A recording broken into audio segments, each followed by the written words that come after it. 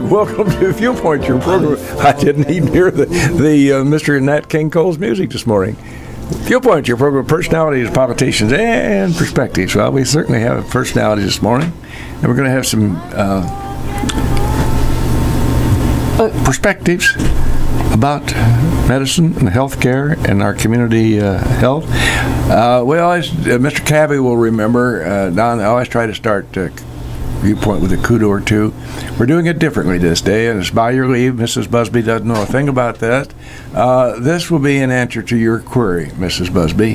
This is not only a kudo, but this, having gone through the penitential season of Lent, it's never too late to be penitent about anything. And I'm very penitent about an incident that happened last week. We had some great guests from Chestnut to do here at the appointed time, and the appointed time came and went, and that didn't work. And I find out in checking my email that the transgressor in this, Mr. Ash and Mrs. Busby, was none other than yours truly. It would appear that I made an error, not appear, it definitely made an error, and sent that young lady, Ms. Drake, over in Chestnut, the wrong hour. And that's why she showed up an hour late.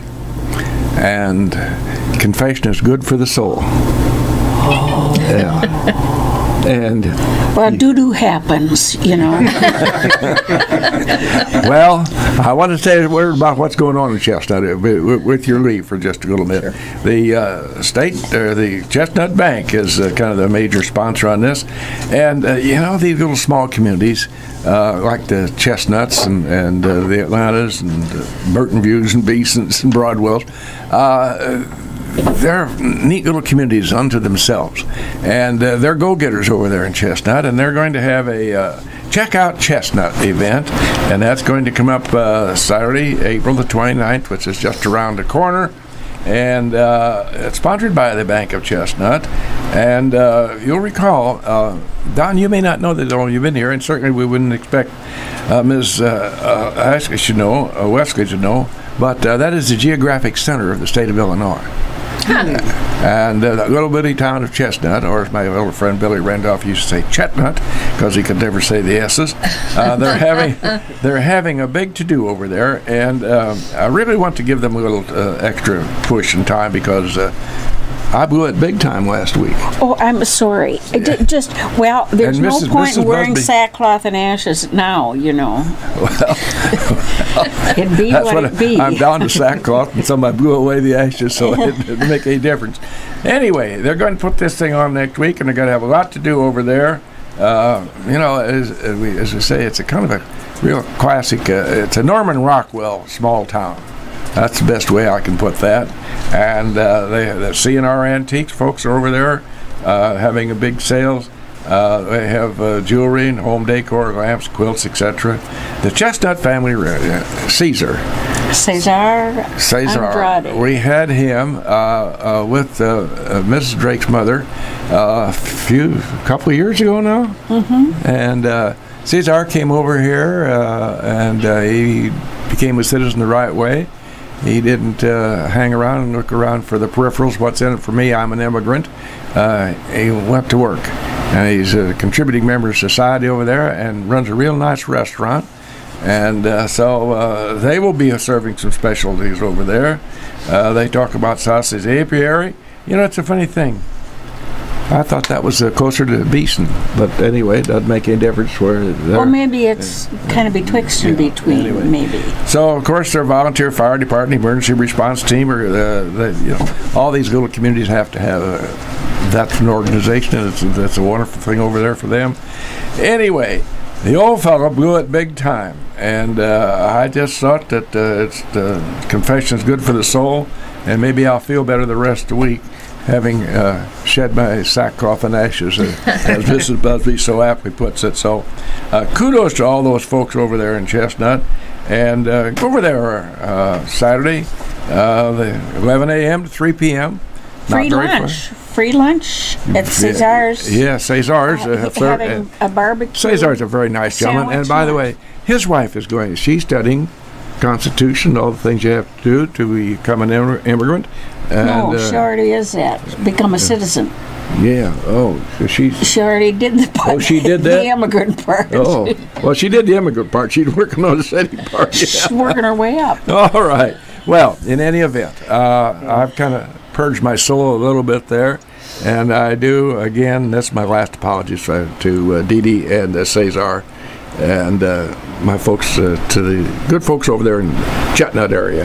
Oh. Now, why don't we get down to serious business? Okay, I think that's... Does that answer your query this morning? Yes, it does. Oh, dear heaven. I'm so... you tell them I'm sorry, too. Say it right there. Mrs. Busby says she's sorry for my transgressions. Yeah, I am. Oh, dear. Well, now we're going to talk about the Logan County Department of Public Health. And the administrator there is Don Cavi. Thank you for being with us. He's 2 years on the job there now. He's a nice man. He's from Chicago. And that was a smart move right there. Don't hold that against him. Well, I have lived here over 25 years now. Okay. So have you? Oh, yeah. You should. Oh, I've lived here over 50, so it's really my home. Although there are those around here who would deny that, but it really is. We love Central Illinois. Yeah. It's a great place to raise a family. There's some pretty nice people here. Some get a little forgetful once in a while, but there's generally some pretty nice people here. Oh, absolutely. That's the thing. It really is a good place to raise a family. My kids used to walk right down Union Street to school. Yours too, Jim. Yours too, Bill. No, not yours. Yes. Yes, yours. Yeah. By golly. Anyway, here we all were living right on Union Street. Well, and with him is Iris Wesley, and she's the CEO of SIU Medical Clinic. Great-granddaughter of John Wesley. No. He made that part up. He did. CEO is probably enough to have going for you. Yes. That takes a lot of time and energy and a little schmarts to go with it, too, I think. And now you're kind of like partners, and I liked the way your newsletter came out with Pardon Our Mess. And any homeowner knows any remodeling is indeed a mess in capital letters, right? Oh, yes. Yeah.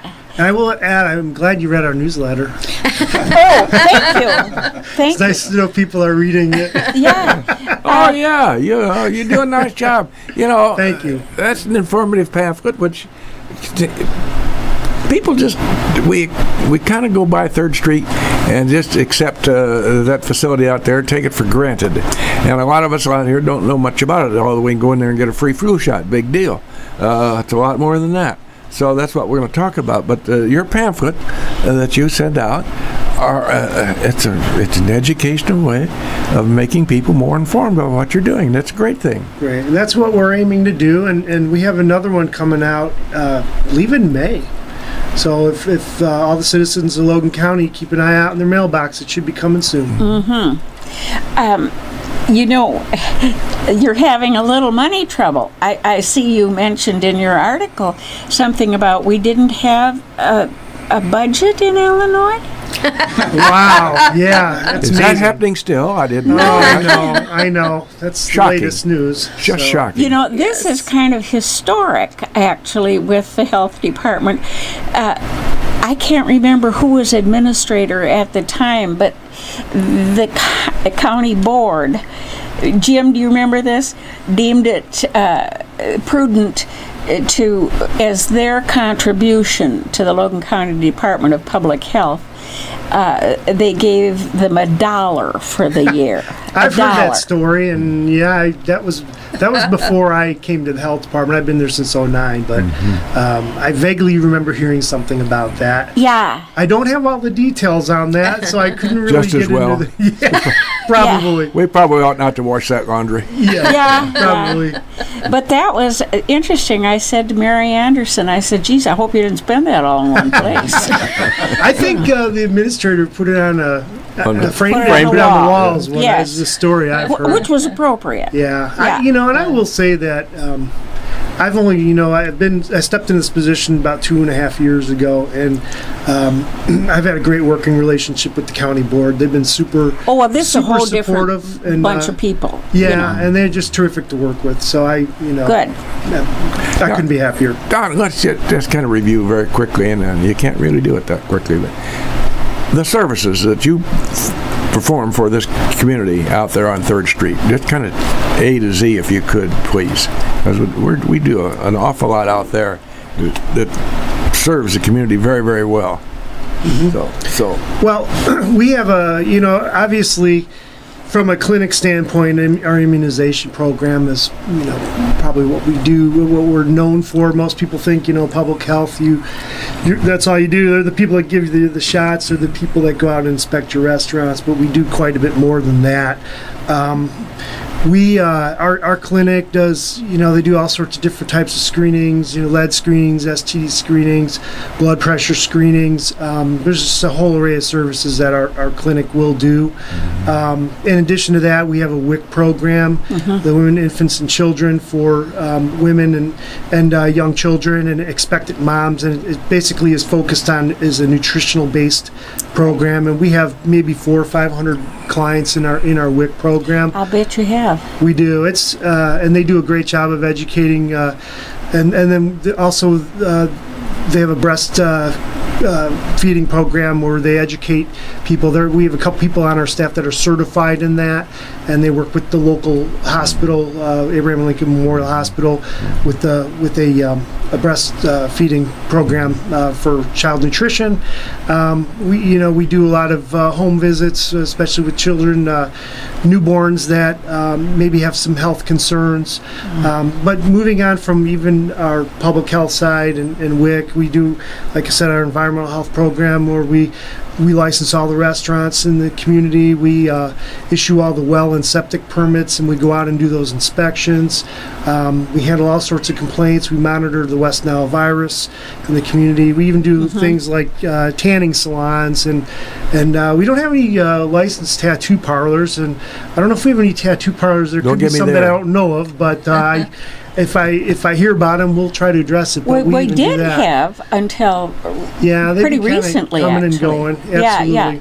But in addition to that, we have a home health service that's been, they've won 3 out of 3 awards in the past 4 years for service. The Fozzie Award, which is a national award.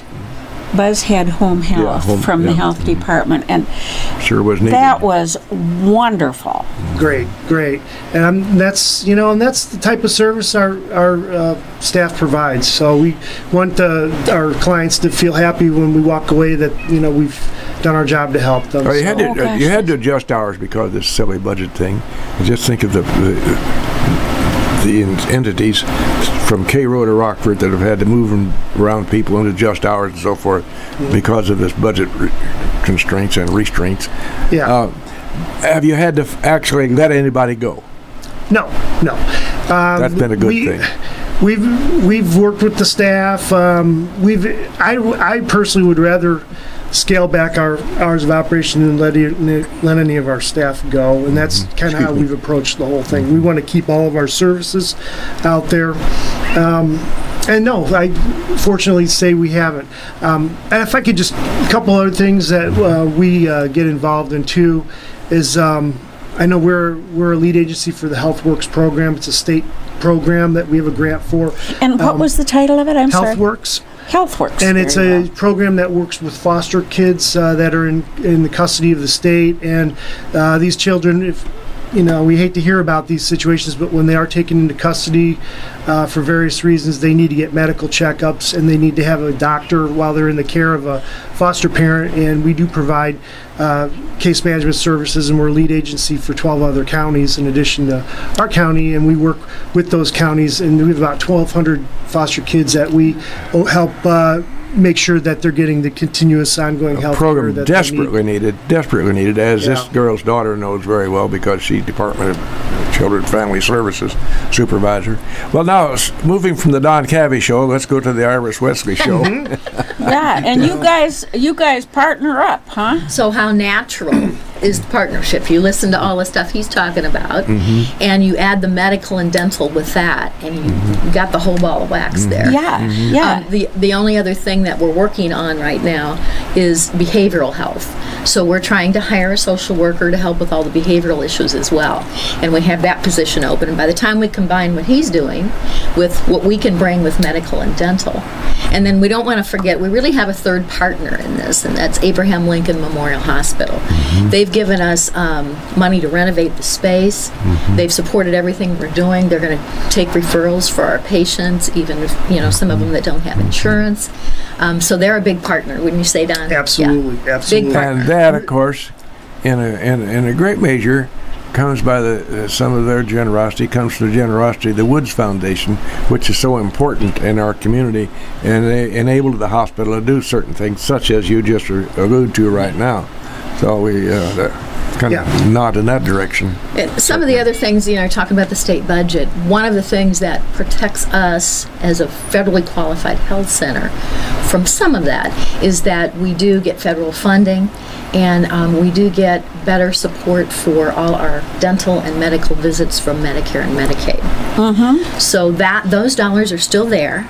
So we haven't been as affected. I won't say haven't been affected at all, but we haven't been as affected. So we've still been able to come out and try to grow, and a natural partnership is with public health because of all the services they have. So we can, a patient can come now at the health department and get their medical care. They can get their dental care. Once we get behavioral, we'll have behavioral health in there, and they won't have to go somewhere else for that. And then we see a young mother, and we can send them over to the WIC program. Right. And we've always been involved as a partner on the HealthWorks program with the foster kids. So we can do the medical care and the workups for all the foster kids as well. Home health. We do a school physical for a kid that's going into school in the fall, and we send them over to the health department for their vaccines. So it's just a natural partnership. It's just been great. Jim, it occurs to me as a guy who drank water out of the hose and climbed trees and threw charcoal clips at one another, how in the hell do we ever survive? And share a bottle of pop with your 6 friends. Yeah. We couldn't even spell health. And we have all of these great things, and I don't mean to diminish them at all. Sometimes I wonder how cognizant the people are of all the services that are offered. We're not. And like I alluded to earlier, when you think of a health, and on behalf of public health, when you think of a health department, most people think, that we're just the place you get your shots and the place does the food inspections. People don't understand that, we're kind of at the center of the community. We work with, and public health, I want to say, is a broad term. It's not just the health department. Public health is what IRIS and what SIU does. It's nursing homes, schools, police, fire. That's all public health. And we work with all those agencies in the community. We do emergency preparedness. We work closely with the police department and fire. And if there's an emergency in Logan County, depending on what type of emergency, we're going to play a role in it. So, and I want to, if I could go back to, and I do want to give a special thank you to the Abraham Lincoln Memorial Hospital Foundation, because without their donation for this, we probably never would have had this off and running, quite frankly. And I think they deserve just a ton of credit for this, and I know Iris feels the same way. So we couldn't be more thankful to them. And as Iris said, it is a three-way partnership. Well, they're a good outfit. I worked there for 16 years. I was happy. Yeah, she was always a happy camper. Does that mean you're not happy anymore? I'm still relatively happy, yeah. I got old, so I retired, She has more time to devote to her radio programs now. Yeah, really, And she doesn't make mistakes like the one I did. Now, how many hours or how many people have to dedicate themselves, at least in part, to attaining these levels of recognition, these certifications, and then applications for these grants and aids that are available. And I suppose to some degree it might be like college scholarships in that some of them go begging because people don't know they're there. You got to have some Sharpie who knows what they are and where they are. Yeah, I know. Well, when you applied for this grant, Iris and I, we can both tell you, we put a lot of work into this. A lot of work. I can't imagine. I just can't imagine. Well, grant writing is a science unto itself. Yes. And a good grant writer can, make their money in spades by knowing how to do that. And somebody who's not that familiar with that system, it's just an exercise in futility. But somebody who knows how to apply for grants and make the necessary request. Well, I will brag on myself. I'm an expert on that right now. Good. I wasn't when we first started in 2012, but I've had to be since then. It was an on-the-job learning experience. It was. Yes. It was. But I will say the federal government has it all laid out. You have to show the need, and they have a certain way you have to document it. Oh, yes, I'm So, sure. it's all kind of laid out. But I've learned all those ins and outs. I think the government owns a lot of paper mills because they have to. Yeah. That they have to. Yeah. Do we ever have an elected official call on you and see how things are going? I've had them, I've invited them to our facility, and they have come in, and I've taken them on tours. So that's good. Yeah, I'm just curious. Which I was grateful they came, and Would they be from the Department of Public Health, the Illinois Department? No, I've legislators. talked to legislators, absolutely. Good. Yeah, that's important. We had some, budget concerns. No kidding. Yeah, I know. It's just, but and last year, I think it was last year, I invited one of our legislative leaders to come in, and he sat down. We talked about our situation. I know dental was really it was tough for us to run a dental clinic because we bill Medicaid through the state of Illinois, but we get such a low reimbursement rate for Medicaid with dental that I honestly can't. If it wasn't for SIU, I can't tell you how long the dental clinic would have lasted here in Logan County. It was that tough to sustain. But I know Iris and being FQHC has much more stable ground to be able to operate a dental clinic. And we've got about I think over 6,000 patients now. It's really that right? Is that amazing? For just dental program. It might come as a big surprise to you, but we also have budgetary problems here at WLCN, and we help those budgetary problems by what's known as commercials. And we're going to fade right into them right now. Go ahead, Mr. Ash. And right back live in the studios here. The program is Viewpoint, of course. Guests this morning are Iris Wesley and Mr. Don Cavi, our Department of Health out there on 3rd Street. They do an awful lot of good for a great number of people out there, and they give her their time this morning. Iris came up from Springfield. You're going to stop in Broadwell on the way back? Now tell me why I should stop in Broadwell. Because I have not been to Broadwell. They close the taverns there, so you're all right.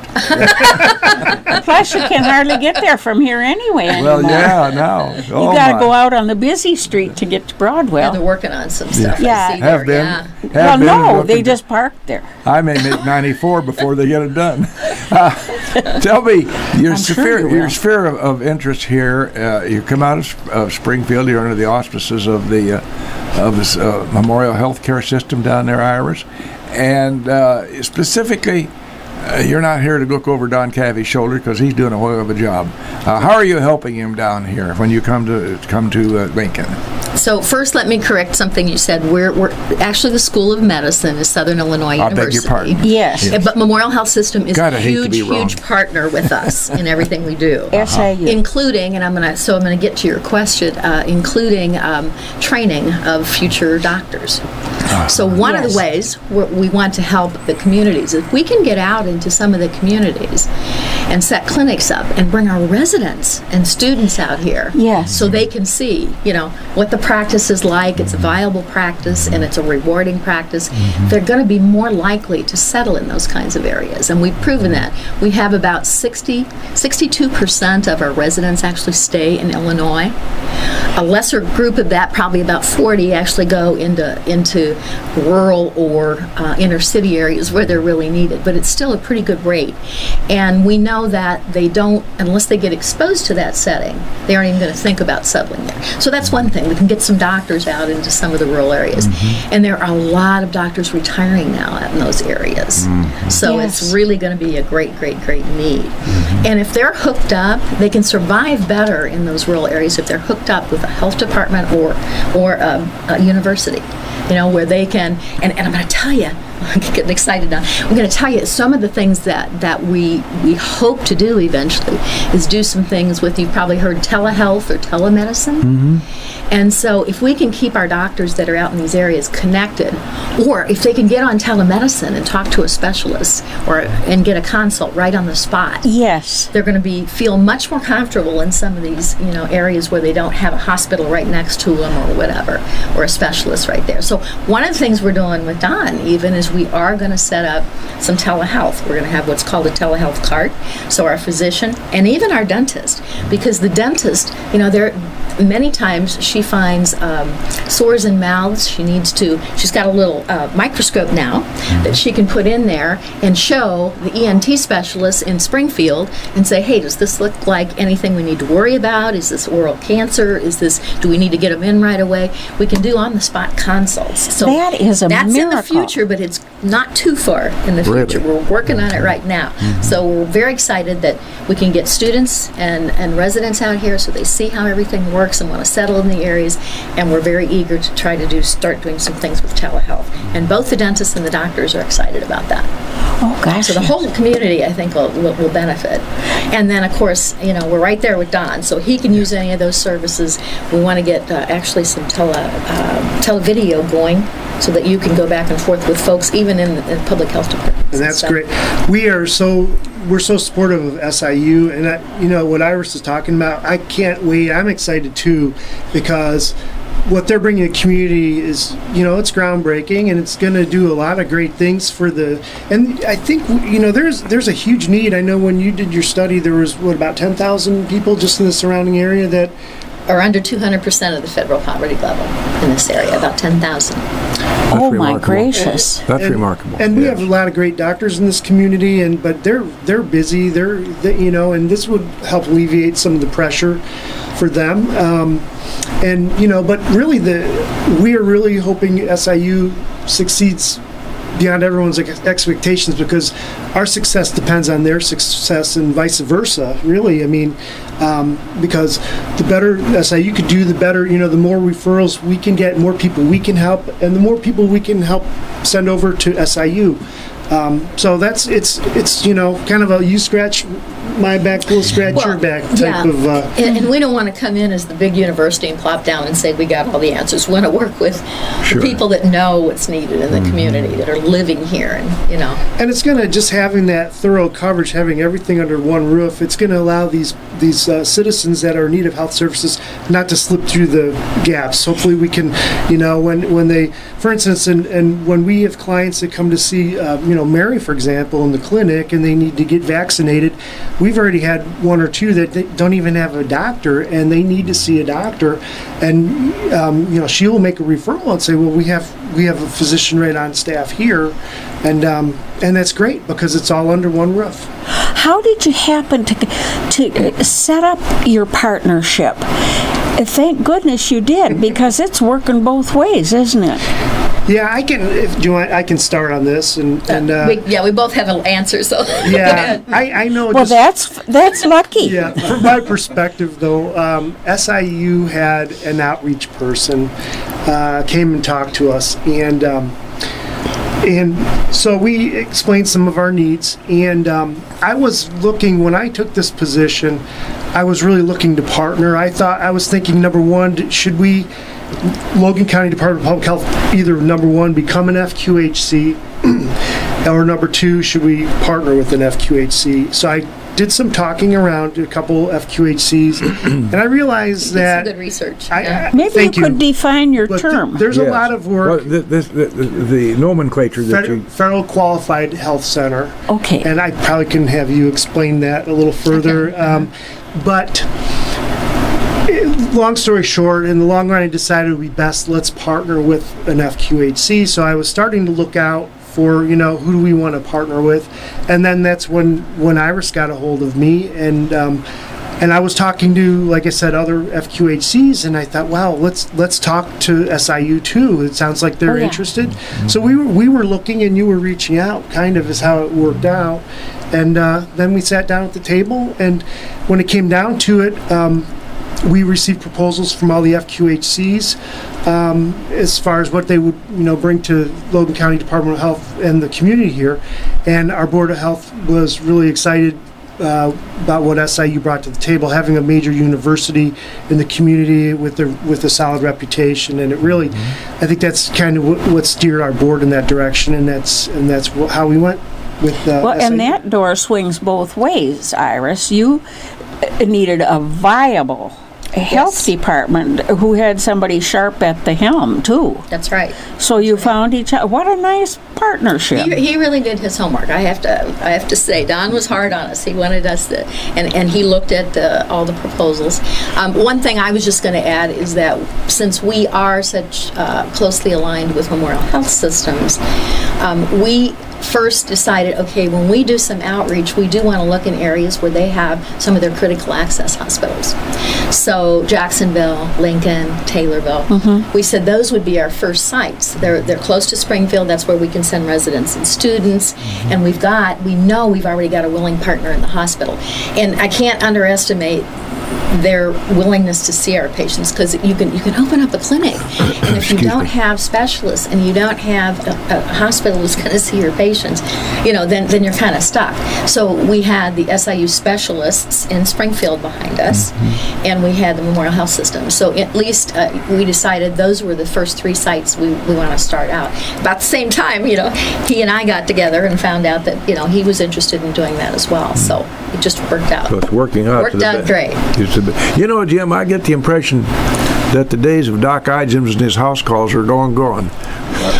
It is, and I'm sad about that. I mean, I am. I'm really sad about it. Old doctors come up with your reports with a little brown bag full of nostrums and notions, and first thing you know, you felt better. But see, that's where family medicine was born. We were trying to teach docs to go out in the community and be able to treat as much as they could before they send them to a specialist. And those days, it's just not economically possible. And if we don't go out and do something like this, these partnerships, then young doctors aren't going to go out and do that. They're going to join some big practice or go into the ER. Yeah, so that's got to be a dilemma for a lot of young men and ladies in medical school. They're on the cusp of getting out and into the practice. Now, do I go to a small community, or do I go into and just be a number in a larger community? And that's got to be economic, among other things. Personal considerations. Those are tough decisions for these young physicians to make. Are there very many single doctors in practice anymore, or is it group practice by and large? Very few single practices anymore. Very few. Almost everybody is connected to someone. There's just so many costs. To run a practice, and then you've also got malpractice costs and those liability issues. Oh my! So that's a whole nother bag of worms. When you're with a group, that's a little easier. Now I will tell you again that this will help me explain the FQHC. One of the nice things about the Federally Qualified Health Center is, number one, they pay a cost-based reimbursement for Medicare and Medicaid. So we, as a health center, we turn in a report each year to both Medicare and Medicaid. We say, here's what our costs are, and they adjust the rate they give us based on that cost. So that's why we're able to see more patients. We're able to provide some of those wraparound services. But they also cover malpractice. The federal government covers malpractice for us. Well, and that's a pricey proposition. Yes, it is. Especially if you do OB. Some of our family physicians still do OB. Yeah, well, but not a whole ton of them, because not a whole ton. That's a pricey. I'm sad about that too. Wesley, how did you gravitate to this part of health after your professional education, your collegiate time? My husband was always associated with the medical school. He was a pharmacologist. And so he got a job in Springfield, and I came with him and got a job. That's the thing to do. You follow your husband usually. Works out better that way. And well, it's not as popular as it used to be, That's though. right. Got to give us credit. That's right. So I've always had a job at a medical school, in a medical school setting, because he was always in school or then got a job at a medical school. And I love it. Well, that's pretty obvious. You're entrenched in this work, and it's something that you take a great pride and got an interest in. It's pretty obvious. And it happens to be very nice to work with a guy like Don Cavi, who's serving us so well here in Logan County. How many patients do you see down there at your clinic, Mr. Cavi? Oh, it varies. I mean, right now this is more of our slower time, but in a given day we could see 20 to 40 as far as our immunization clinic, and even more than that if it's especially in the summertime when we're giving the kids their back to school shots. I've never personally really tracked it, but I can say from going in the waiting room I've seen the line 3 or 4 people back at times, so we get busy. Again, it just depends on the time of year. Well, my very casual acquaintanceship with your operation is getting flu shots in the fall of the year. And I just have to say that everybody, it's just a seamless, smooth operation. Everybody is very considerate. They're very professional. You're in there and you're out of there, and you don't even know you've been there. And that's what we want, too. You run a smooth ship there. Well, thank you. And I stepped into a good operation too, and my predecessor kind of laid the groundwork for me. He brought the dental clinic in, and so I try to give credit where it's due, and but it comes down to a great staff too, because they're the ones that make it work, and so I'd have to credit them as well. Yeah, they're all pros out there. Mrs. Wesley, what would be if I may, the biggest problem you see as you go about your daily work in your profession?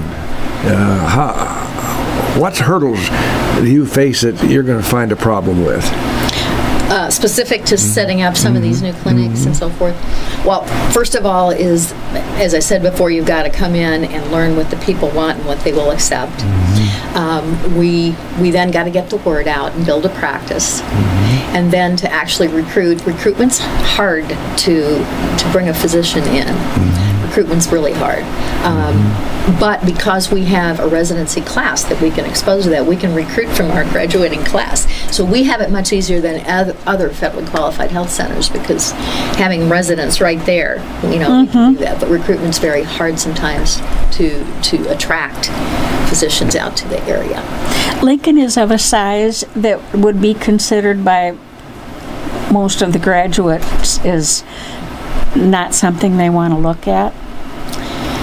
It's not something they would look at if they hadn't been exposed to it or someone tells them, about it. And I think a lot of our faculty tell our residents about these clinics we're setting up, and if we can get them out here, then they'll think about it.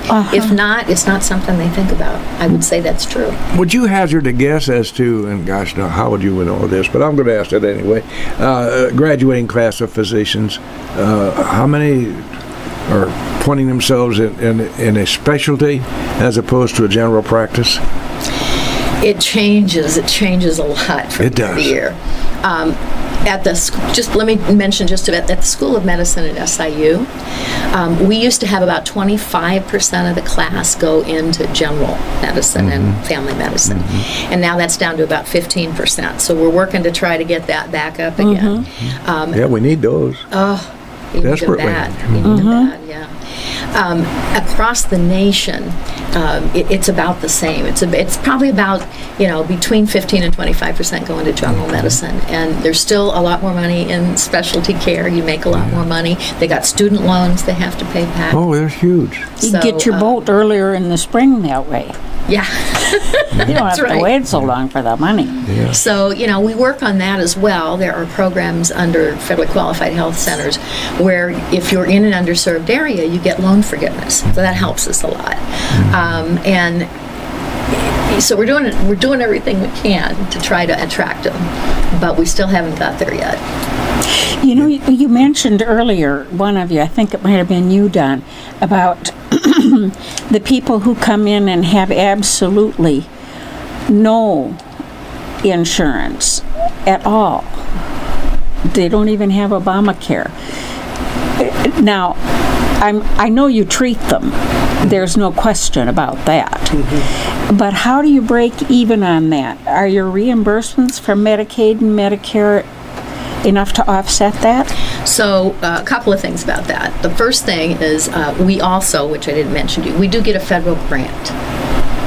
And that federal grant helps us subsidize patients that don't have insurance. But also, one of the requirements of a health center is that you have financial counselors. So someone shows up and they have no insurance. The first thing we do, we're not going to turn them away, we're going to see them, but we have them talk to a financial counselor, and they look and see, do you qualify for Medicaid? Do you qualify for the state exchange? If not, we have what we call a sliding fee scale. And again, we don't turn anybody away if they don't have any money, but we have, based on their income, we have a sliding fee. So you might come in and if you make under 200% of the population, we might say, you know, $5 is what you have to pay to be seen today. Mm-hmm. So on that sliding fee, depending on your income, you might pay $5 up to $40, but no more than that. And no matter what we do that day, that's what you would pay. So we have sliding fee, we have counselors that see if they can qualify, and then you know, we still don't turn them away. We'll see them. Well, now, what about if you have to refer them to a physician? Does the health department's financial situation cover them into that? Pretty much everything we refer to Don is covered. Vaccines.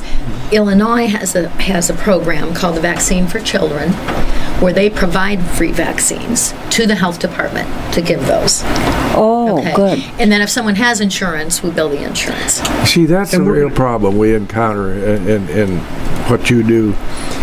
The innocents, the small, the children, right. Totally innocent and not responsible for a thing except being there because they were created many times. You're not responsible for that either. No, you know, that's got to be that's why I think the job this girl's daughter does and the job you're doing, got to be it's tough day in and day out, working with innocence. Mm-hmm. And I was going to just add, we're going to maintain the services at the health department as a result of this aren't going to change. We're still going to be there doing the same thing we've done before. It's nice that we have SIU there because sometimes we do have to refer people to a doctor or other types of medical services that, you know, as a health department you're somewhat limited, and that's what's so great about being under one roof. We do have what we call a memorandum of understanding with several specialists that say, yes, we will take your patients, and yes, we will give charity care, or we have our own sliding fee scale. So we have specialists in each area of specialty care that have agreed to do that for us. Wow. We do have the time factor up here, and it's already expired. And I'm sorry about that because I just wanted to refer to the program we saw in 60 Minutes about the altruistic doctor who treated cataract patients over in the Himalayas. Fascinating program. It just really got your heart because it was something to see and know that man's so altruistic that he just gives of himself so much to spend that time over there. And you've given of yourself your time. Mrs. Lathbury, we appreciate your being with us. Don, we appreciate your being with us this morning. Our program is Viewpoint. Next week we will be back, and somehow we'll find somebody, and we'll have them here on time. And in the meantime, we're going to close with this quote. Somebody mentioned something about insurance, malpractice, and so forth. I found this that lawsuit abuse is a major contributor to the included cost of health care. Well, we certainly know that to be true. Oh, yeah. Thank you for Viewpoint. Thank you. Thank you.